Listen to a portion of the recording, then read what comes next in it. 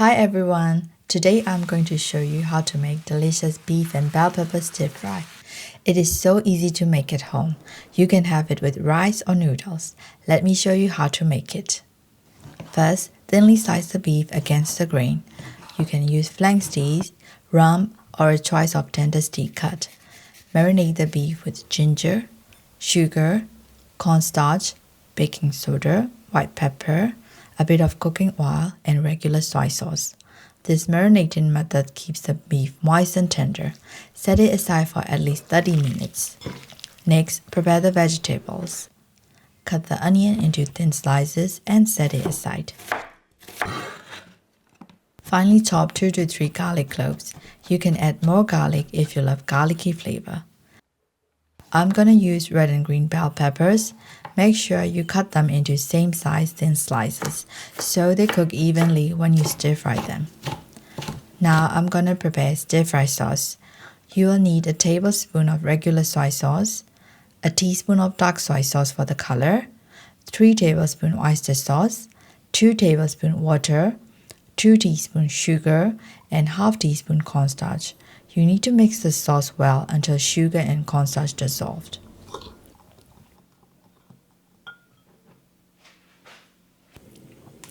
Now heat the pan over medium heat. Drizzle oil and stir fry the onion first. Then add bell peppers. Saute just for 1 minute and don't overcook it because you are going to cook it again in the sauce. Remove from the pan and set them aside.